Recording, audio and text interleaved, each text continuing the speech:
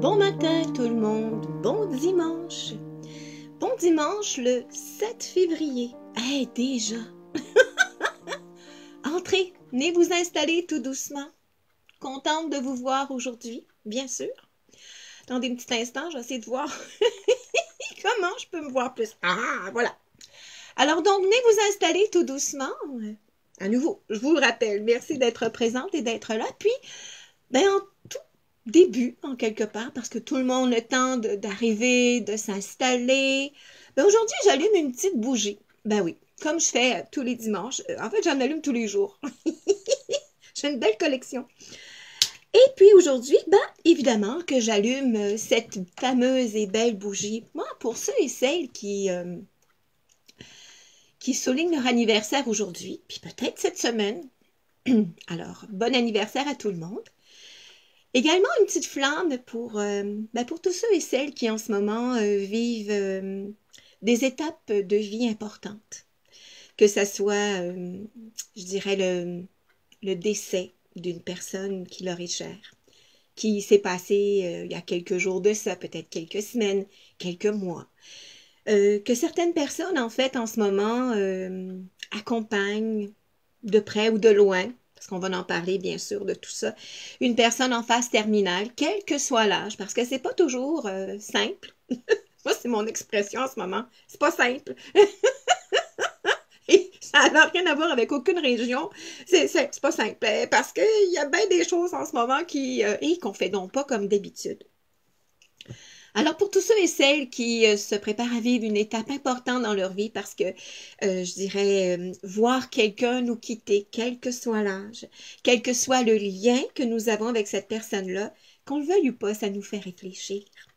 Et c'est un petit peu ça qu'on va faire aujourd'hui. Donc, parler non pas de la vie après la mort, mais plus de la vie après la vie. Alors que cette petite flamme apporte un petit peu de joie dans votre cœur, un peu d'amour, un petit peu de lumière. Et c'est un peu beaucoup ça que nous allons faire aujourd'hui, entre autres. Donc, vous avez remarqué, j'ai choisi une image. Je l'ai très bien choisie, en fait, puis j'ai fait attention pour bien la choisir également. Ça fait plusieurs fois que je la diffuse, je suis désolée. Je ne sais pas qui est l'auteur de cette image que j'ai placée aujourd'hui que j'ai placée il y a quelques jours de ça sur la page Facebook pour signifier la capsule d'aujourd'hui, donc était une petite incursion dans la vie après la vie. Une belle image, très saisissante, très inspirante également, donc de personnes un peu de tous les âges, mais on voit peut-être plus des personnes âgées dans cette histoire, dans cette image-là, qui tranquillement s'en vont. On a l'impression qu'ils s'en vont dans un train, entre autres. Puis évidemment, la plupart sont lumineux. Puis je vous invite éventuellement à peut-être à y retourner sur ma page Facebook, pour revoir à nouveau cette image-là, peut-être la faire agrandir, puis aller voir les détails qui sont importants, parce qu'on verra un petit peu, je dirais, en haut à droite, un personnage qui est plus grisonnant, je dirais ça comme ça, mais pas grisonnant dans les cheveux, mais avec un teint grisâtre, même teint un peu verdâtre en quelque part, qui est un petit peu recourbé, bien sûr, et qui représente un peu la souffrance en quelque sorte. Alors, c'est là que on voit évidemment des personnes qui sont prêtes à partir, bien sûr. Puis on voit les enfants qui sont quand même assez dominants dans cette image-là et qui font des coucous et des bye-bye en quelque part en disant au revoir, à la prochaine, bien sûr. Alors, elle est touchante et certaines personnes qui ont connu ma mère, donc ça va faire bientôt 6 ans, là, en février, qu'elle nous a quittés. On voit que la personne dans le milieu, donc la dame qui a les cheveux blancs, qui est un petit peu tournée, qui semble être une marchette en quelque part, oui. Quelques personnes m'ont signifié en disant, mais est-ce que c'est ta mère? Non, non, mais ça y ressemble en Titi, par exemple.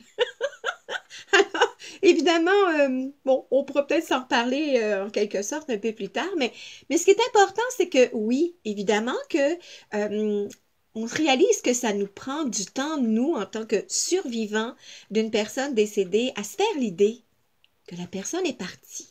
Ça ne sera plus jamais pareil. Et on oublie souvent que la personne décédée, elle aussi, elle a son deuil à faire. Et c'est là que certains principes, certains rituels en tant que tels peuvent être importants. évidemment.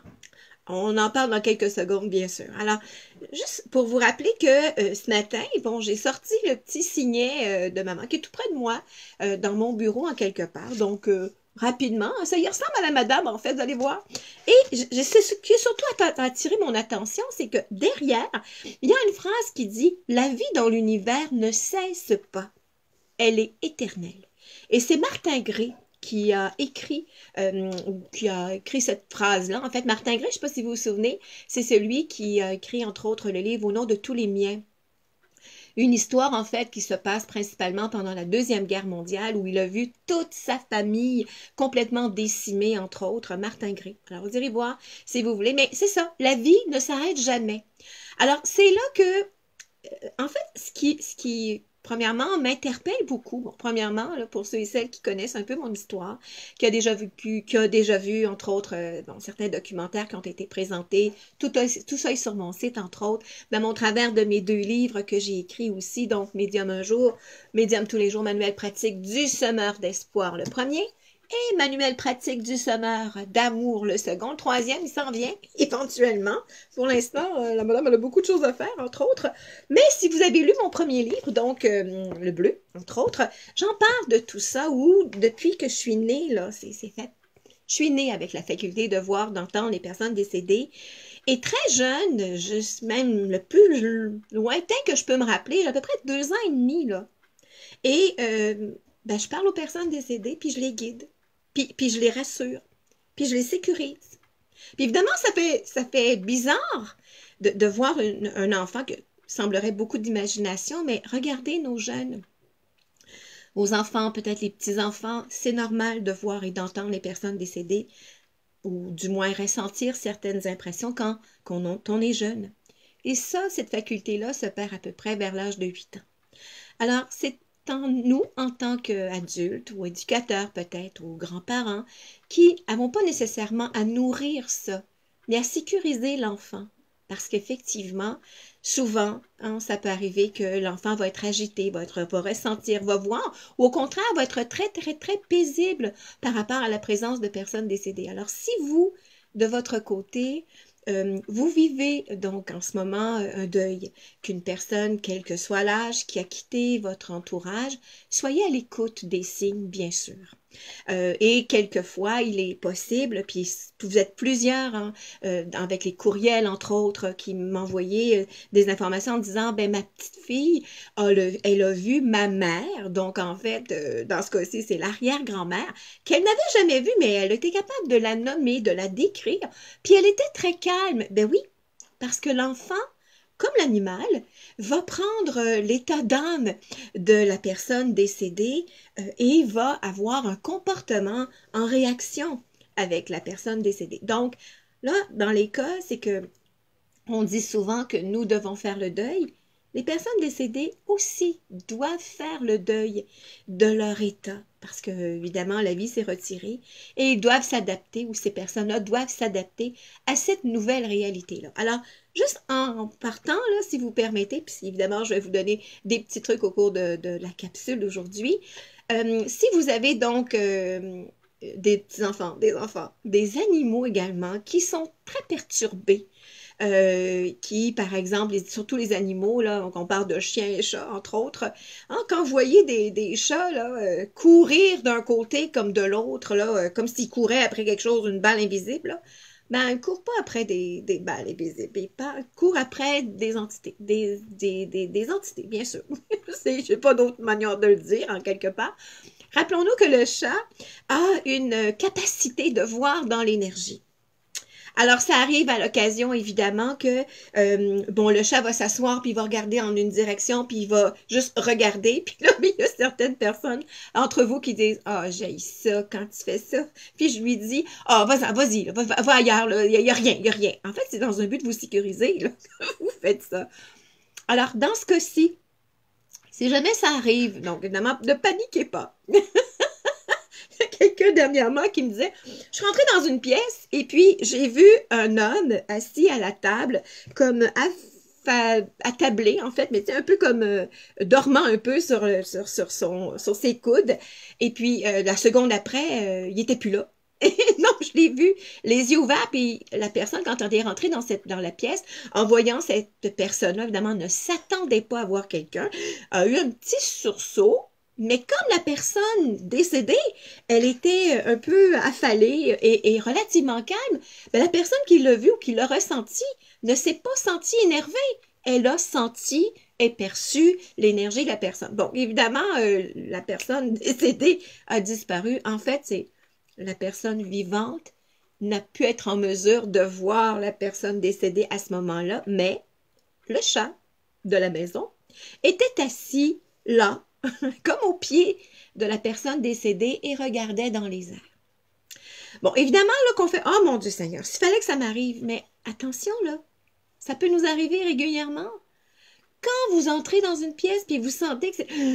Oh, je ne sais pas ce qui se passe, mais vous le ressentez intérieurement. Rappelez-vous qu'on peut facilement ressentir ce qui se passe dans l'énergie. Donc, ben, c'est sûr que certaines personnes décédées peuvent évidemment venir nous faire des petits coucous et ils sont bien. Ils sont heureux. Puis savez-vous quoi? Vous le sentez à l'intérieur de vous. Puis les animaux aussi. Alors les chats, quand ils sont calmes, puis qu'ils regardent quelque chose, c'est simplement qu'ils sont simplement en train de regarder ce qui se passe. S'ils se mettent à courir, ça c'est autre chose. Je reviens à ça dans quelques secondes. Les chiens ont tendance à ne pas voir de la même façon que les chats, ne ressentent pas non plus de la même façon, alors vont souvent japper. Happy jappe. Et là, il n'y a aucune raison en tant que telle. Donc, ils peuvent évidemment entendre un bruit, ça va, mais c'est surtout au niveau où on peut ressentir de façon précise. Alors, dans ce cas-là, ben, vous pourrez, hein, on l'a déjà parlé, de caresser l'animal du museau à la queue et de dégager tout simplement. Premièrement, ça va calmer. Deuxièmement, c'est que ça va permettre également de pouvoir vous calmer aussi en touchant l'animal, au même titre qu'un enfant qui est très, très agité. Parce qu'il y a des enfants qui voient, qui entendent. Je me rappelle d'une maman qui, a quelque temps de ça, me disait, écoute, ma petite, qui a 4 ans maintenant, donc qui parle relativement bien, était en train de colorer à la table, et puis lève la tête en disant, maman, il y a un monsieur à côté de toi qui signifie que, et bon, on lui dit, et là, je suis en train de couper des légumes, préparer le souper. J'ai placé mes ustensiles en disant, mais comment ça se fait que tu sais ça, toi? Et la petite était tout simplement, de façon très naturelle, en train d'expliquer au fond que c'était son père, donc le grand-père de la petite, mais que la petite n'avait jamais vu, lui signifiant, ben, grand-papa, il t'aime, ce monsieur-là est en train de te signifier qu'il t'aime. Bon. Évidemment qu'on est plusieurs à dire « Oh, j'aimerais donc ça, savoir comment, dans quel état d'âme se trouve la personne à qui je pense. » Bon, évidemment, cette dame-là est une élève, donc c'est une personne qui a suivi plusieurs formations et qui a appris tranquillement à faire confiance à ses intuitions, bien sûr, à comprendre un peu ce qui se passe également de l'autre côté du voile. Alors, elle a su rassurer sa petite plutôt que de dire « Ben voyons donc, ça se peut pas, là, ça c'est ton imagination. Non, non, non, non, non, non, ben non. » Et le fait que la petite ait été bien accueillie, évidemment, ça l'a aidé à ce que la petite se fasse confiance, puis peut-être éventuellement ne mettra jamais de côté ce talent-là d'entendre, de voir, de ressentir et de percevoir dans l'énergie. Ce qui est intéressant là-dedans, c'est qu'effectivement, comme je disais, on est nombreux à avoir besoin d'avoir des nouvelles des personnes, à savoir, mais elles sont comment? Et surtout, et principalement les personnes en ce moment-là qui, depuis 1 an, on sait, ou à peu près, avec la fameuse pandémie internationale dans laquelle on est en ce moment, évidemment que lorsque l'on a des parents qui sont dans des endroits où on tente de mieux que l'on peut de prendre soin d'eux, évidemment, la famille au complet ne peut plus se réunir. Ça prend un membre, c'est un peu déchirant, hein, évidemment, donc on est toutes sympathiques avec cette cause-là, bien sûr, en quelque part.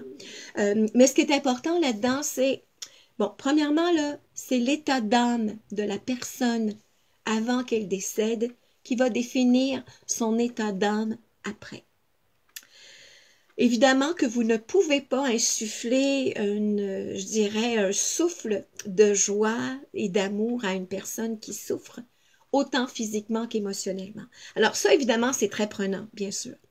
Ce qui est important, c'est qu'au fond et à la base, là, vous n'êtes pas obligé d'être à côté de la personne lorsque la personne est en phase terminale, par exemple.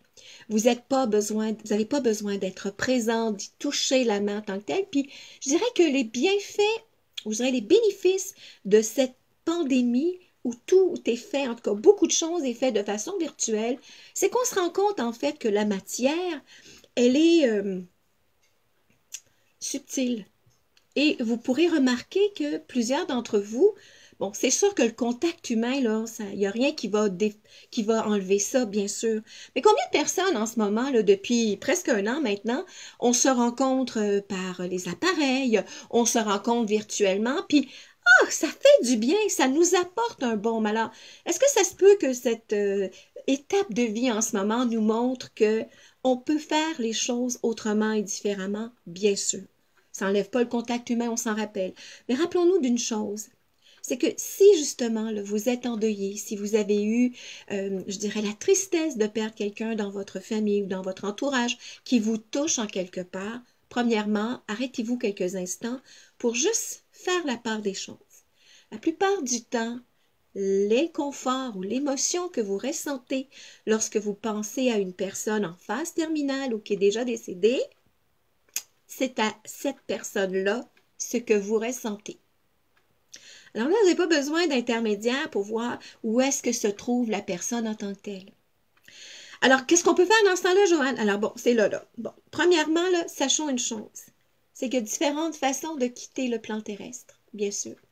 Puis, c'est quand même une étape importante, hein, comme la naissance et la fin de vie, c'est une étape indéniable où nous allons tous passer. Et ce qui est particulier, c'est qu'on y apporte très peu d'importance, ou du moins, on essaie de banaliser ça en disant, ben oui, c'est correct, là, je vais être enfin mort. Quand je vais être mort, je vais être enfin heureux. Ben, je vous le souhaite. Je nous le souhaite. Et je souhaite à tous ceux et celles qui vivent évidemment ces étapes-là, mais rappelez-vous d'une chose. Ce sont nos états d'âme avant de quitter le plan terrestre qui va définir l'état d'âme de l'autre côté. Alors, c'est là.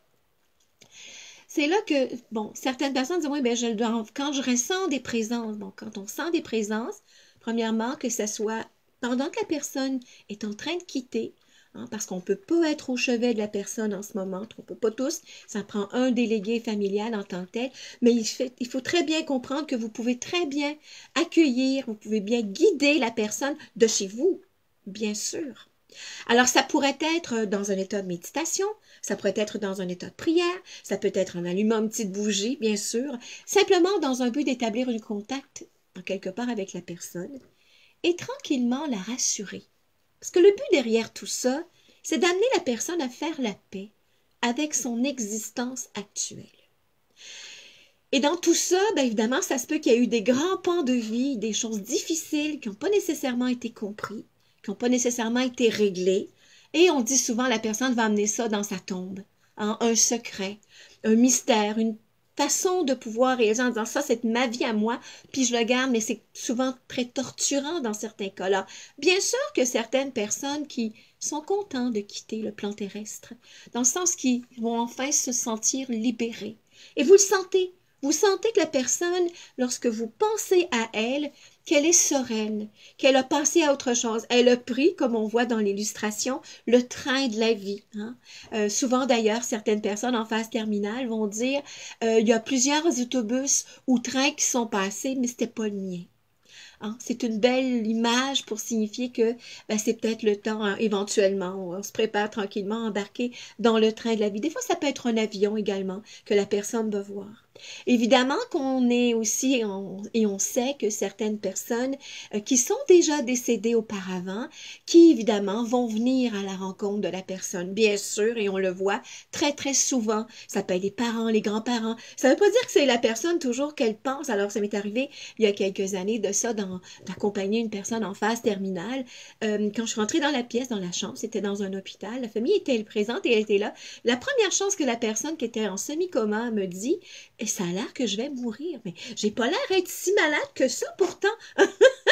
Et pourtant, le tunnel était déjà présent. Alors le tunnel, sachez que c'est souvent un cercle un peu gris, sombre un peu, Et la personne qui est en phase terminale ou qui est en fin de vie va souvent avoir l'idée, inconsciemment bien sûr, de fixer à cet endroit-là. C'est comme une porte. C'est vraiment un cercle en quelque part. Donc le cercle est apparu dans la pièce de la personne que j'accompagnais et elle me dit, mais je ne peux pas partir parce que mon mari n'est pas là. Et puis je lui dis, mais oui, mais votre mari n'est pas dans le même état d'âme que vous. Il ne peut pas venir vous chercher, là. C'est quelqu'un d'autre et vous voyez, c'est votre père. Et effectivement, il y avait donc cet homme-là qui était présent, qui était là. Certaines personnes en phase terminale ne veulent surtout pas suivre la personne qui est présente également dans la pièce. C'est arrivé également il y a quelque temps de ça, où les membres de la famille m'avaient invité donc à être au chevet de leur maman, qui était donc aussi en phase terminale. Et la dame en question, dans ce cas-ci, c'est la maman, effectivement, me disait, moi, je ne veux pas partir avec lui, qui était en fait son mari, qui était une personne qui avait été, bon, plutôt dépendante par rapport à cette femme-là. Puis elle dit, ben non, moi, je quitte pas mon corps, je veux pas partir parce que lui, il va être là. Et en fait, dans les faits, il a fallu donc un peu dégager cet homme-là en quelque part et signifier à la dame qu'elle n'était pas obligée de quitter. Alors, elle a pris le temps de saluer chacun des enfants en leur disant sans aucune parole, simplement par le geste, bye, merci, merci d'avoir été là, je vous aime. Et ça c'est important. Ça c'est important parce que dans les faits, là, que la personne soit en phase terminale, qu'elle a déjà quitté, que ça fait des semaines, des mois, des années. Hein? Certaines personnes d'entre nous, vous m'avez dit cette semaine, entre autres, ben ma mère, elle est décédée, ça fait plus de 50 ans et j'y pense encore. Oui, parce que souvent, c'est notre lien avec la personne décédée qui nous font vivre ces états d'âme-là, bien sûr, mais il est possible également que la personne décédée n'ait pas décroché non plus, qu'elle continue en quelque part en boucle à vivre certains états d'âme, parce que oui, ça existe. Bien sûr, il y a certaines personnes, et on l'a déjà dit, qui ne savent pas qu'elles sont décédées. Alors, dans les faits, là, ce qui est important, c'est que si vous êtes en train d'accompagner une personne, que vous vous préparez ou que c'est déjà fait, que la personne est décédée, alors qu'est-ce qu'on pourrait faire dans tout ça? C'est évidemment que vous pouvez permettre à la personne, aider cette personne-là, donc en état de quitter le plan terrestre, de pouvoir en quelque part, je dirais, faire la paix avec certains événements. C'est ce qu'on souhaite d'une part, mais c'est surtout de pouvoir réaliser en fait qu'il y a eu des événements dans sa vie, des situations, des événements, des personnes qui l'ont affecté, bien sûr. Et c'est probablement ça qui l'a rendu malade ou qui l'a rendu dans un état où la personne veut quitter le plan terrestre. Alors, c'est dans ce sens que quand on parle que ce soit un suicide, hein, que la personne ait choisi par elle-même de quitter le plan terrestre, parce qu'on n'en voit pas d'issue en quelque part. Et là où certaines personnes qui ont eu des problèmes de santé, qui ne savent pas comment ça va finir, alors vont souvent, à long terme, ne pas prendre soin d'eux-mêmes également. Il y a quand même une solitude, il y a quand même une tristesse derrière tout ça. On est d'accord également que ce qui arrive souvent en ce moment, c'est qu'il y a les protocoles d'aide à mourir, évidemment. Bon, c'est un peu finalement une forme de suicide assisté dans un but de pouvoir amener la personne en quelque part à quitter le plan terrestre, donc quitter son enveloppe terrestre. Ce qui est surtout important là-dedans, là, puis rappelons-nous d'une chose, en quelque part, c'est de réaliser en fait que tôt ou tard, et ça c'est tellement important, que ça soit avant, que ça soit pendant ou que ça soit après le décès, que la personne éventuellement réalise qu'il y a eu des événements qui l'ont rendue dans cet état-là et qu'elle a besoin de faire la paix. C'est alors que nous, survivants quelque part, peut-être dans la famille, des amis, pouvons clairement faire une différence. Alors ça pourrait être dans un témoignage, évidemment, on sait que les rituels funéraires en ce moment sont de façon très petite, hein, avec très peu de personnes, donc évidemment qu'on ne peut pas honorer la personne comme on le veut physiquement sur place, accompagner la famille en quelque part, et bien sûr, mais il n'y a rien qui nous empêche de nous appeler, de nous parler, d'exprimer évidemment les choses en quelque sorte, et de s'adresser à la personne qui a quitté le plan terrestre, non pas dans un but d'y demander de l'aide, parce que c'est souvent elle qui a besoin d'aide, mais dans un but de lui signifier que nous l'aimons, qu'elle a été importante, qu'elle a été significative. Puis vous comme moi, là, dans la vie de tous les jours, quand on reçoit des petits coucous, quand on reçoit une forme de, je dirais, de compliment, hein, une source d'amour en quelque part, quand on signifie que tu es importante pour moi, merci. ça nous amène un petit peu de légèreté. Et c'est ce qui peut permettre, bien sûr, à certaines personnes de pouvoir quitter le plan terrestre, c'est-à-dire l'énergie de l'astral. Et ça, sachez que c'est nouveau dans les 40 jours qui suivent le décès de la personne ou quand une personne décède, en fait, officiellement, évidemment, le cœur arrête de battre, bien sûr. C'est surtout le corps éthérique qui est attaché au corps physique qui se détache. Le cordon argenté se brise, se rompt. Et à ce moment-là, la personne, elle est prête à quitter le plan, son enveloppe physique. Alors, ce qu'on appelle le fameux corps éthérique, que l'on peut voir également dans certains cas, qu'on appelle un peu un spectre, en quelque sorte. Hein. Bon, un fantôme, c'est pas tout à fait ça, mais c'est en fait son énergie vitale, en quelque sorte, l'énergie éthérique, qui fait le tour, en quelque part, et ça pendant à peu près une quarantaine de jours, parce qu'au bout de 40 jours, ce corps éthérique se désagrège. Alors, idéalement, c'est le temps, dans ces 40 jours-là, de faire les rituels funéraires, la mise en terre en quelque part. Bon, évidemment qu'on est d'accord qu'en ce moment, que ce soit les salons funéraires, que ce soit les morgues ou les endroits où on garde les personnes, sont saturés en ce moment, bien sûr. Alors, c'est important là, que nous, en tant que membres de la famille, amis, quel que soit l'âge, on puisse de façon bien précise, de façon significative et peut-être pendant une semaine, pendant 2 semaines, pendant peut-être un mois complet, d'allumer peut-être une petite flamme, un lampion, souvent dans certains cas, faire une prière à tous les jours pour que cette personne-là puisse trouver la paix, un état d'âme de paix. Donc, elle puisse faire la paix, bien sûr, avec cette incarnation-ci, pour éventuellement être de façon bien plus précise, donc aller de l'avant et pouvoir, et vous allez le sentir, à l'intérieur de vous, il y aura plus ce même gna-gna-là dans vous quand vous pensez à la personne, et c'est tellement, mais tellement important. Évidemment que dans le premier livre, je parle entre autres du décès de plusieurs personnes, dont entre autres quelques enfants. Et évidemment, c'est d'une tristesse de voir que certains enfants quittent le plan terrestre. Hein. C'est comme pas tout à fait normal, bien sûr. Il y a une histoire, entre autres, dans ce livre-là, d'un petit garçon que moi j'appelle Gabriel. Évidemment, j'ai changé le nom des enfants et des personnages, en quelque sorte, dans certains cas. Et cet enfant-là, en fait, est décédé donc d'un problème de santé qui était la leucémie. Et j'ai eu la chance de l'accompagner donc à distance parce que quand je suis revenue de vacances, il était déjà décédé. J'avais reçu donc une invitation pour aller aux funérailles. Et ce Gabriel-là était tellement présent. Il y avait tellement d'amour dans cette église-là. J'étais assise en arrière parce que je ne faisais pas partie de la famille en tant que telle. Puis il était venu me voir, en fait, en me caressant les avant-bras, histoire de dire merci. Merci d'avoir été présent et d'avoir été là. Une partie, donc, pour pouvoir, justement, permettre à papa et à maman de faire le deuil de tout ça. Et quand il est revenu, quelques instants, en fait, quelques mois après, me signifiant en fait que, évidemment, papa et maman n'oublieront jamais, bien sûr, sa présence en quelque part, mais que son départ avait permis à la famille et au grand complet, amis, voisins, entre autres, de faire des grosses prises de conscience pour l'importance de la vie, en quelque sorte. Et ce Gabriel-là s'est manifesté, entre autres, par la présence d'une petite libellule. Et c'est la raison pour laquelle il y a une libellule sur ce premier volume-là. Important de voir, en fait, qu'une fois qu'il était plus libre, qu'il avait senti que papa et maman avaient fait, je dirais, l'acceptation ou l'accueil de son départ. On ne se cachera pas que ça a pris quand même quelques mois, bien sûr. Mais la vie continuant parce qu'il y avait d'autres enfants dans la famille. Donc, on s'est toujours rappelé de sa présence. Et ce Gabriel-là, à l'occasion, il est venu me faire des petits coucous. Et quand il se présentait, il était à côté de moi, puis il faisait « Tadam! C'est moi! » Histoire de dire que la vie se poursuit, la vie continue. Et ça, là, c'est important. Alors, c'est important de pouvoir, entre autres, je dirais, le vivre au moment présent dans la vie de tous les jours. Et de réaliser, en fait, que la vie, en fait, que la peur de la mort, c'est souvent la peur de la vie.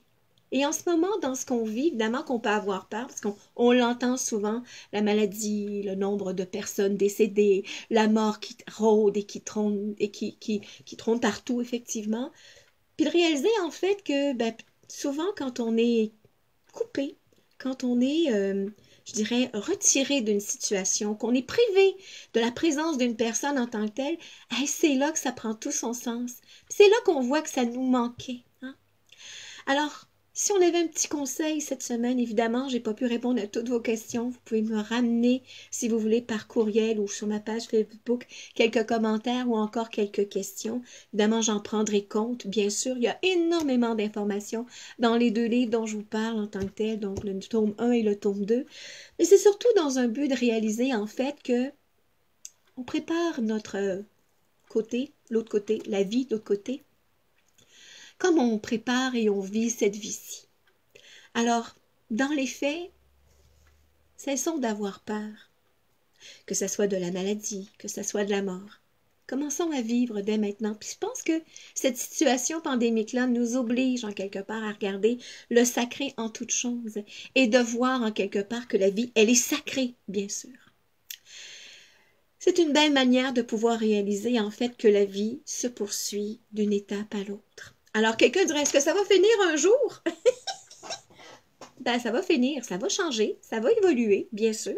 Puis de réaliser en quelque part que la santé est importante, que l'amour est important, que la vie est importante, bien sûr. Alors, dans les faits, sachez que ceux et celles qui vivent donc des situations de deuil en ce moment, ben, on est de tout cœur avec vous. On sait ce que c'est hein, de pouvoir vivre cette étape-là. Puis souvent, ce qui arrive, c'est que, et vous avez été nombreux à me dire souvent, quand on voit que c'est un parent, hein, notre père, notre mère qui nous quitte, c'est comme si ça nous amène en quelque part à réaliser qu'on est les prochains. Et que ça peut être un peu dérangeant tout ça. Et dernièrement, donc en accompagnant une personne vivante, en quelque part, dans une rencontre individuelle, un des parents, dans ce cas-ci, c'était le père qui est entré en contact, et dans un but de signifier en fait que arrête de te sentir coupable. C'est pas grave si tu n'as pas été là dans ma vie lorsque j'ai quitté le plan terrestre. C'est cette personne-là qui disait, mais finalement, je me rends coupable, effectivement, parce que ça a été une période pour moi qui a été extrêmement importante au niveau travail. J'avais des engagements, j'avais des responsabilités, et puis ce qui est important là-dedans, c'est de voir que même une fois la personne décédée, peut avoir des comptes à rendre, ou peut avoir des compréhensions à faire, des liens à faire. Alors, ça vaut d'autant plus le coup, la joie de vivre, ben, de faire peut-être des fois des petites prises de conscience, des liens avec ce qu'on vit.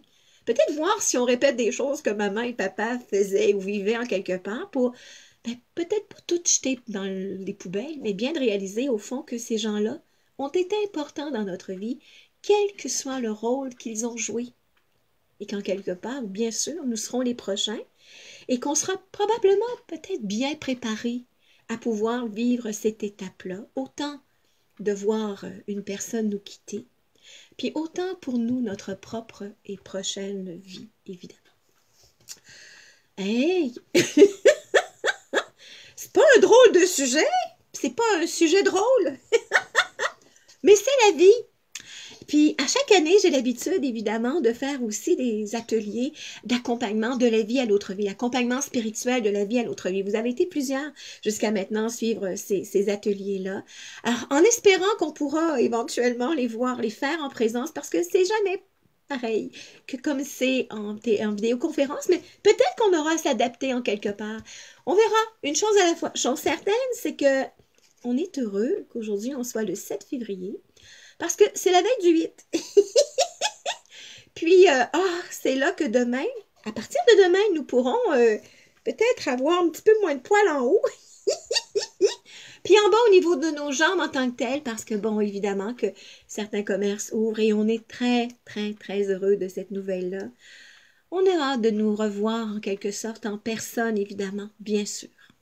Mais pendant ce temps-là, on peut faire plein de choses cette semaine. Donc, peut-être sortir les photos des personnes décédées hein, qui nous ont touchés. Peut-être qu'on sera en quelque part inspiré de sortir l'album familial. Attention, là, on ne fera pas un salon funéraire avec des photos, mais peut-être juste dans un but de dire « Ah, ben oui, ah oui, j'avais oublié. Hein? » Puis en même temps, ben, de réaliser en quelque sorte que comme on s'en va la semaine prochaine sur la Saint-Valentin, une fête d'amour, évidemment, on y reviendra, mais ça sera peut-être une façon de pouvoir envoyer de l'amour, la lumière et de la paix à ces personnes-là. Hein?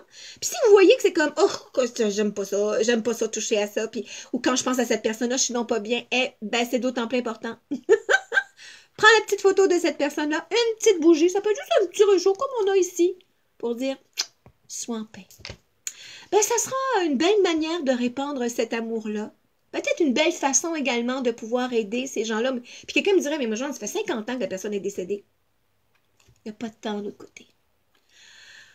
On en reparlera, bien sûr. Il y a plein d'histoires en attendant qui sont dans les livres, entre autres, que certaines personnes ont déjà lues. Peut-être que vous pourriez avoir le goût également vous-même de les lire. Pourquoi pas? Ce qui est surtout important, c'est que cette semaine, prendre bien le temps de prendre soin de soi. Puis peut-être de penser à qu'est-ce que je pourrais apporter aux personnes vivantes autant décédées pour leur apporter un petit peu d'amour, de lumière et de joie. La semaine prochaine, on reviendra évidemment sur la Saint-Valentin et on reviendra également sur quelques petits principes de base sur la biodynamie. Vous qui avez peut-être commencé à jardiner hein, avec les petites pousses puis les semences en tant que telles, puisque évidemment plusieurs se sont adonnés au jardinage l'année passée. Et puis probablement continuer parce qu'ils ont beaucoup aimé ça. Puis il y a plein de gens qui adorent faire, en quelque part, faire jardiner le tout. Sachez qu'on peut, avec les principes de base de la biodynamie, apprendre à jardiner sans engrais, sans pesticides, de façon hyper écologique et surtout consciente. Ce sont simplement des principes de base que l'on peut placer à l'extérieur dans notre vie, mais également à l'intérieur dans notre jardin. Oh, c'est extraordinaire! On en parle la semaine prochaine. Vous avez besoin de détails sur la biodynamie et des différentes dates des ateliers. Sachez que tout est sur mon site, bien sûr. On va prendre le temps aujourd'hui hein, de faire notre cocktail, un double cocktail, et également de répandre cette énergie d'amour-là, parce que c'est quand même un sujet, la vie après la vie, qui peut ramener certaines émotions, bien sûr. Puis on pourrait dire, ben, il me semble que c'était réglé, ça là. Ben oui, c'était réglé dans notre tête. Puis ça se peut que la personne, elle a besoin, la personne décédée, ait besoin d'un petit coup de pouce de votre part. Alors, allons-y pour le cocktail de amour et joie. On va faire une fois, puis après ça, on fera notre... C'est super, oui. Rappelons-nous qu'on a 2 verres. Puis si c'était des jeunes, parce que je l'ai déjà fait avec des jeunes, on ne fait pas un cocktail avec des jeunes, alors on avait fait des smoothies. Ce que vous voulez. Alors, 2 verres. Attention, on met le amour et on met de la joie et... Puis on brasse tout ça comme si on mettait plein d'amour, de joie, de lumière et on fait... on le boit et on rit. Et on terminera avec « c'est super ». C'est super. Ouais! Merci tout le monde. C'est super. C'est super. On répand partout. Et on ramène le tout vers soi.